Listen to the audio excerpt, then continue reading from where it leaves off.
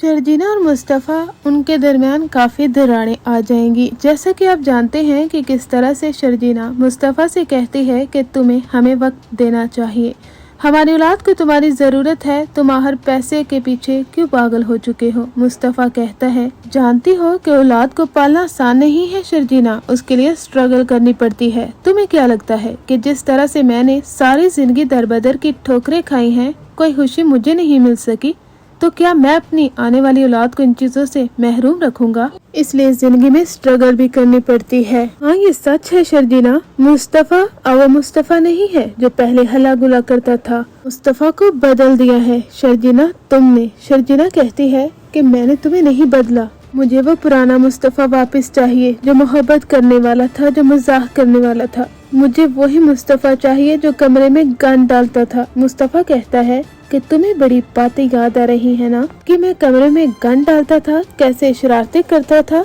जिंदगी हमेशा एक जैसी नहीं रहती शर्जीना, हमें आगे बढ़ना होता है, इस बात को समझो। लेकिन शर्जीना मुस्तफ़ा की एक बात भी नहीं सुनती और ये घर छोड़कर अपनी अम्मी के घर चली जाएगी। वहाँ पर कहेगी कि मैं वो घर छोड़कर आ चुकी हूँ, क्योंकि अब मैं मजीद वहाँ पर नहीं रहूंगी। वो बदल गया है, उसकी और मेरी सोच में बहुत फर्क है।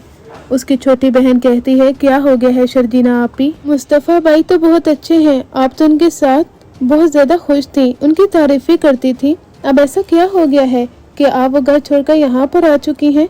शर्जीना कहती है कि हाँ, मैं यहाँ पर आ चुकी हूँ कि क्या मैं वहाँ पर नहीं रह सकती, मुस्तफ़ा से तलाक ले लूंगी। बार डाइवोर्स तक पहुँच जाती है, लेकिन नहीं, मुस्तफ़ा की अम्मी और उसके बाबा उसे समझाएंगे कि शर्जीना को लेकर आओ, वो एक अनमोल मोती है। क्योंकि हमने जब से रुबाब की हकीकत देखी है ना, हमें कदर हुई है शर्जीना की। वो मासूम लड़की जिस पर हमने शक किया, उसे हम यही ताने देते थे कि वो कमाती नहीं, तुम्हारे लिए कुछ करती नहीं, यानी वो भी रुबाब की तरह बहुत बड़ी रकम कमा कर लाती तो हम उससे खुश हो जाते। लेकिन नहीं, ये हमारी गलती थी।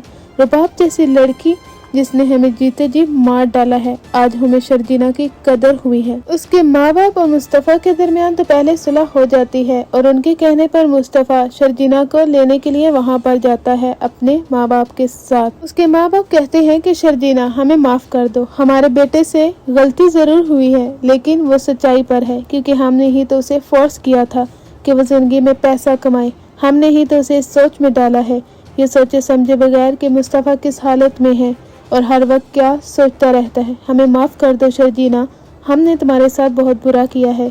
शर्जीना कहती है कि अंकल आंटी, आपको माफी मांगने की जरूरत नहीं है, मैं आपके साथ आपके घर जाऊंगी, मैंने मुस्तफ़ा को माफ कर दिया है। अब शर्जीना मुस्तफ़ा को माफ कर देगी और वो जानती है कि मुस्तफ़ा ने ये सारी स्ट्रगल उसकी खातिर ही की है।